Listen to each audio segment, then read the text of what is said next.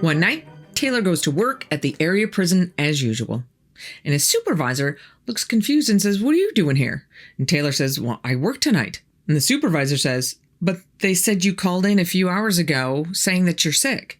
Taylor's a bit confused and says, "Well, it must have been somebody else and they got the message wrong." He goes to work in the control room where he usually works. And after he relieves the guard on duty and settles in for the night, he looks at the message that said he called in. The message says that he had called at 6:50 and said that he'd gotten sick while he was outside cleaning up after the storm. There had been a storm the night before, and it was pretty bad, but not bad enough to clean up after. The supervisor, Dave, who's also a friend of Taylor's outside of work, comes into the control room and they start talking about it and how odd it is. And Taylor decides to call his wife at home and tell her about it. He picks up the phone and dials. After 2 rings, a man picks up the phone and with a raspy voice says, "Hello?" Taylor didn't know what to say for a few seconds.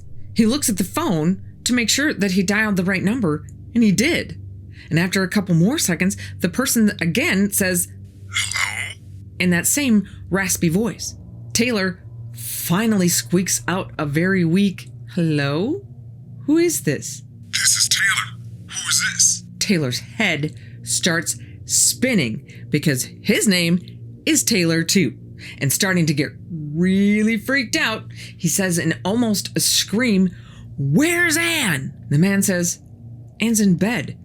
Who is this?" Taylor drops the phone and tells his supervisor, "Ring me out. I gotta get home." And he takes off toward the door. He could hear Dave pick up the phone behind him and say, "Hello?" followed soon after by a loud, "What the f***?" Taylor runs to his car and drives home slightly faster than the posted speed limit, his mind racing the entire time. He busts through the door and his wife is sitting watching TV and is surprised to see him home. He asks her, "Who is there?" and she says, "Nobody's been here." And after a rather long chat with his wife, Taylor goes to call the prison and tell them what's going on.